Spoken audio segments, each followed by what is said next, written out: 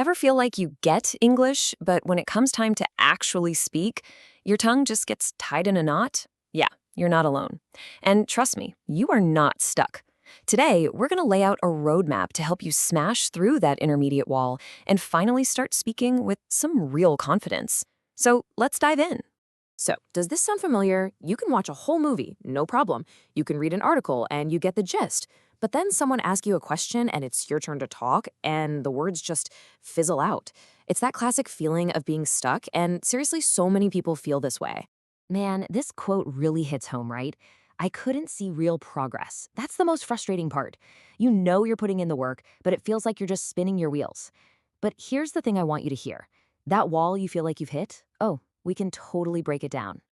So, how are we going to do it? It's actually a pretty simple two-part game plan.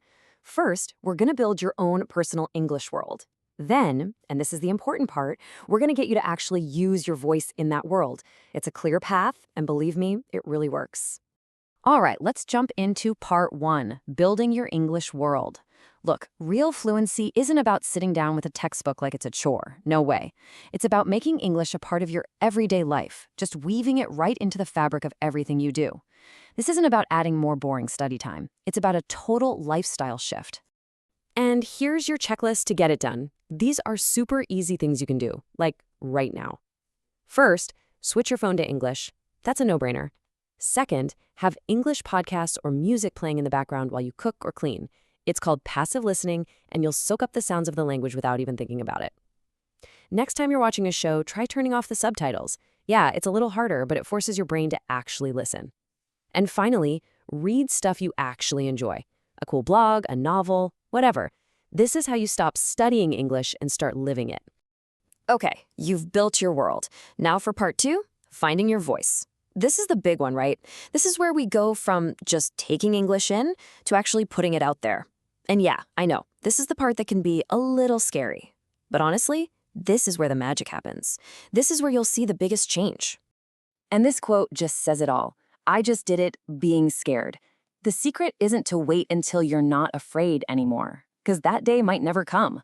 The secret is to feel the fear and do it anyway. You'll realize, probably pretty fast, that the idea of it was way scarier than the actual thing. Let's actually look at what you're afraid of. On one hand, you're worried about making mistakes, sounding silly, or just freezing up. But what's the reality? Well, mistakes are how you learn. They're not failures. And native speakers, they're usually super nice about it. They know you're learning. The reality is just so much kinder than the monster you've built up in your head. So where do we start? In a safe space. I like to call it your safe speaking gym. This is where you can practice without any pressure. First, just read stuff out loud. It sounds simple, but you're literally training the muscles in your mouth. Then, talk to yourself in the mirror. It feels a little weird at first, but it's great for building confidence. And finally, hit record on your phone and just talk. Listening back lets you be your own coach, and you get to hear how much you're improving, with zero judgment. All right, so you've been working out in your speaking gym. You're feeling a bit stronger. Now it's time to level up and take it into the real world. But hey, don't worry. We're not going to just throw you into the deep end. Think of it like climbing a ladder, taking it one careful step at a time. So here's your ladder. Step 1, the lowest rung, is using language exchange apps. They're super low stakes because guess what? Everyone there is a learner, just like you. Step 2, when you're ready, is to try a guided online class. It's a bit more structured. And then step 3, the top of the ladder, is the real world. Find native speakers. Check out online communities or even local groups for foreigners in your area. You'd be amazed how many people are happy to chat. Every step builds on the last.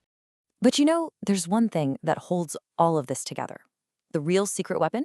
It's consistency. Seriously, you can't just do this stuff once a week and expect big results. It's about the small things you do every single day.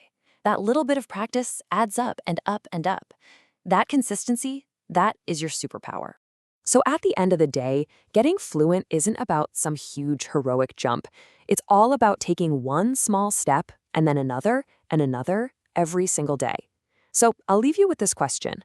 What is the one tiny first step you're going to take today? Just one.